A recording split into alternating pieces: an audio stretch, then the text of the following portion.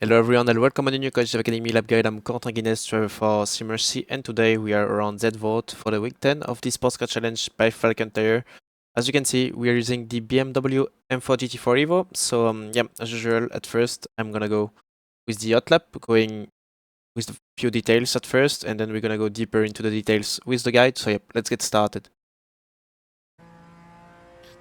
Okay, so we go for the hot lap around Zandvoort, so we are just right now crossing the line, and then we are heading into turn 1, just gonna brake before the 100, and then gonna go down the gears, down to third, trying to stick to the inside, holding the brakes, trying to have a tight exit, so then I can open up the steering, using the curb on the outside, using the curb on the left, gonna brake on the curb, using the curb on the inside to get the rotation. Now we are going into the banking, going a bit wide, and then trying to shorten the exit, using the curb on the outside with 4th gear. Now going up the gears, so it's fully flat, using the curbs. Gonna go up to 6, and then as soon as the car will be on the left, I'm just gonna go on the brake, just before the end of the curbing, still on the brakes. Gonna go back on power, just around the curbing on the right, using the curb on the exit with 5th gear, using the curb on the left, out of the curb on the brake, hugging the curb on the inside without taking the sausage. Now I bring the car on the curb on the left, and on the near the right container on the right side. Just gonna go on the brake, 3rd gear, just trying to be smooth on the exit, down to 3rd, trying to make sure I'm hugging the curb on the inside, and then once I'm out of the curb I can go back on power using the curb on the outside. Now we will head into one of the slowest part of the track, so we're gonna brake before the curbing on the left, down to 3rd, cutting the inside, and then I'm just trying to keep the car rolling into the corner. On the exit, trying to open the steering early, using the curb on the outside, and then just around the 50, gonna go on the brake, 4th gear, using the curb on the inside, trying to open the steering quickly on the exit, using all of the curb on the outside as well. Now we stay on the very inside of the banking, gonna go on the left to use the downhill to get some momentum, up to 6th gear, and we are right now crossing the line for the lap around Zandvoort. Alright, so here we are for the guide this time. So as I said, during the hot lap, so we are starting from the start finish line. As I said, during the hot lap, we are pretty much aiming for the 100, but the thing is, I always tend to brake slightly earlier than the 100, because I think just really next to the 100, it's a tiny bit too late already. So as you will see, I'm braking just a bit before the 100, jumping on the brake. 100 is just about 10 meters, well, maybe less away from us. But yeah, it gives you a great example of where we are from the 100. And as you can see, we're gonna go quite deep on the brakes because we are reaching almost full brake pressure, but we are quickly releasing the brakes to avoid going too deep into the ABS. And obviously, as soon as I'm heading into the corner, I will be looking for rotation, so that's why I need to release the brakes, obviously. 3rd gear corner, so you don't need to drop to 2nd. You just stay with 3rd all the way. It's more than fine. And yeah, that's about it for the first corner. I'm just trying to enter a bit wider, so then I can carry a tiny bit more speed going into the corner. So on the brakes, just about here, down the gears, and as soon as I'm around the 50, you can see that it starts to go downhill pretty much. So it's also going to help you to get some rotation at the same time.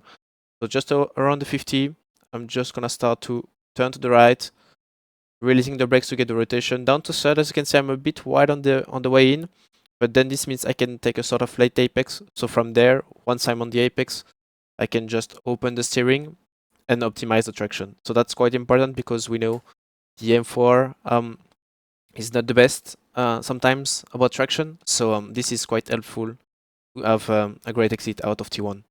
As you can see, building the momentum on power, the steering gets open, which is good. And then I'm just aiming for the curbing on the left hand side. So once we are done with T1, we just stay on the left side. We are just about to drive on that curb. And once we are pretty much halfway on that curb, just pretty much at the end of this left-hander, which is, yeah, it's a corner, but it's not like as if it was any difficult around that one. So yeah, as soon as you are halfway onto the curb, then I just release the throttle, I go on the brake, and then I send the car into the right-hander. So yeah, I'm just staying with fourth gear.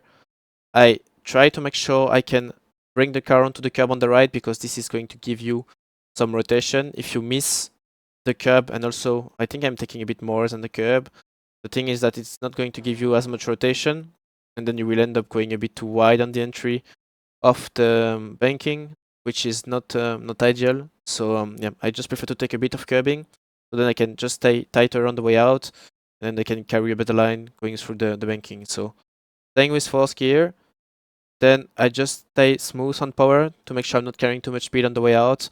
I try to bring back the car to the right, and then as soon as I'm on the right hand side, I just start to go slowly on the brakes. You don't need to push massively the braking, because you can still carry a lot of speed. The car still has a good amount of can still keep a good amount of traction of grip, sorry, due to the banking. So you don't need to brake massively. As you can see, it's just about 35%, but I'm quickly releasing the brakes as I'm going into the corner, and the car is pretty much slowing down as well by itself. So yeah, that's about it about the braking. Going down to third, obviously. And then, as I said, during the hot lap, you are trying to bring the car wide. So basically, you are pretty much aiming for the white line on the outside. But then, once you are reaching the white line on the outside, then you just try to steer as much as you can mid corner. So then you can have a shorter run to the outside. You are not really trying to do like F1 or whatever, without trying to really go wide like this. Pretty much, doesn't feel like it's really working with the GT4. So I'm just trying to go slightly shorter, so I'm not going so far away, but I'm still cutting a bit. I'm not really trying that close from the white line. So yeah, that's what I'm doing with the GT4, and then I can just smash the power, because it's always gonna have the grip. The only thing is that if you are pushing too early on power and you are a bit wide, then you might go a bit too wide on the curbing, and you might lose a bit of traction and momentum as well. So yeah, ideally you have to make sure you are really, when the car is has rotated enough, then at that point you can just smash the power. Obviously, going strong on power also gives you some rotation. But yeah, then from there, opening the steering, using the curbing. Now we can skip that part pretty much, because it's fully flat. As I said, you just use the curb on the left, and then you are making sure you're not cutting too much this right-hander, because it's really easy to make the car flying over that white line, and then it puts you in a tricky situation for the braking for this long right-hander. So yeah, then you just bring the car to the left and around the 50 on the left side, just before the 50, before the end of the curbing. I'm just gonna lift. So pretty much once I'm out of this right-hander and I'm on top of the crest, then I will just release the throttle, go on the brake. I'm gonna go down to fourth gear, and as you can see, I just bring the car into the corner on the brakes, trying to make sure I can stick to the inside. And yeah, a few meters before the curbing on the right hand side, I'm slowly going back on power, trying to get the momentum, but at the same time not going too early full power, because it's really easy to get some understeer. So yeah, once again, around the 50 before the end of the curbing, just going on the brakes, down to fourth gear, keeping the brakes to get the rotation, and a few meters before the curbing, I'm just going back on power, going up smoothly to make sure I'm getting the rotation, and once the car is settled, and can go fully on power using all of the curb on the left. And then I will just stay all the way on the left, because I need to prepare this right-hander, this sort of kink, which is fast, and you need to be careful as well on the entry, because it can really be difficult on the way out if you're carrying too much speed on the entry. So I'm just putting the car on the curbing, and once I'm out of the curb, pretty much I'm just gonna go on the brake, releasing the throttle, going on the brake, going about 60% or so, or maybe 75% braking at the beginning of this braking, but I will slowly release the brakes, obviously, because I still need to carry some speed, sending the car into the corner, but just being careful about the sausage on the inside, which can make the car fly off for sure. And yeah, you also need to be careful and mind the small bump the car can make when you are just riding that curb. But hopefully, if you are taking this one without too much steering angle, it should not hurt really the drivability of the car. But yeah, you have to keep this in mind, that it can make the car jump a little bit. So yeah. Once I'm around the curbing, I can just go back on power, and from there I can just try to open the steering slightly, but not too much, obviously, because it's really easy to go slightly off. And once you have a wheel on the grass on the left, it can be a bit deadly. Or yeah, if you are really trying to save it at all costs, you might end up spinning as well. So yeah, you just try to open the steering, but not too much, obviously, to not take the risk of clipping the grass and crash.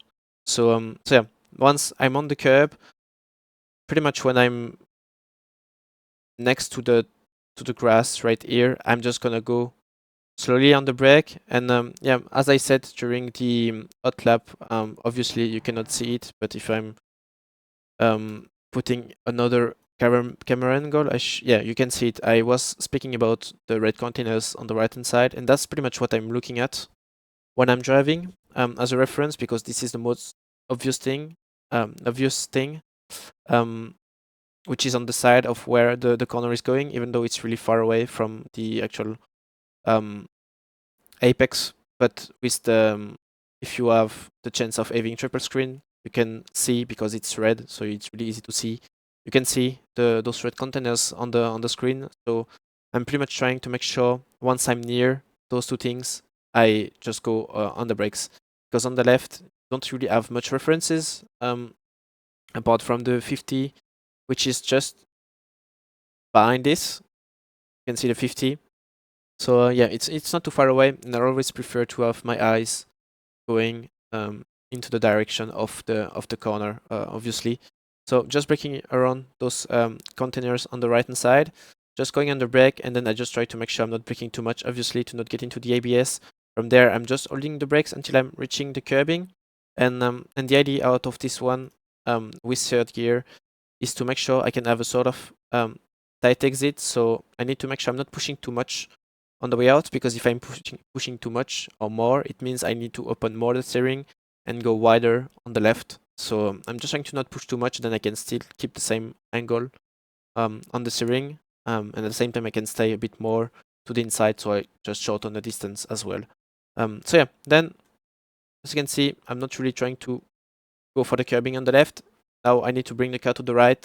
I will pretty much put the car in the middle of the track, and just around you have those those toilets on the right. So that's what you can use. To be fair, I'm mostly looking. I mean, it's not the best idea, but I'm most of the time looking at the tire marks, which gets a bit which are getting a bit more visible just around there. But actually, you can use those toilet on the right. It should work as well, because if you draw a line from the left to the right, it should basically end up next to this. So yeah, you can use both toilet or the tire marks, up to you. But yeah, I'm used to just look at the tire marks. So it's pretty much driver preference at that point. Yeah, putting the car in the middle of the track, and then I'm just gonna go on the brake down to third.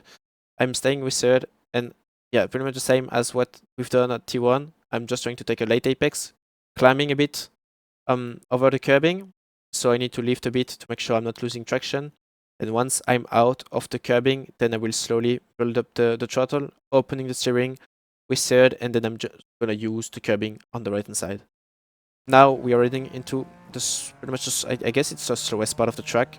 So for that one, just braking around the 100, which is on the left. So this 100 board is a bit before the curbing, so it does actually match what I'm looking at, because I'm not really looking at the 100, but I'm mostly looking at the curbing, and I know I need to brake before the curbing. So yeah, I'm just braking before the curbing, deep on the brakes, around 90% surely if we are checking at delta. Yeah, it's a big braking, so as you can see, just about between 90 and 95. Deep on the brakes, releasing the brakes as soon as I'm getting into the right hander, and then just going down to third.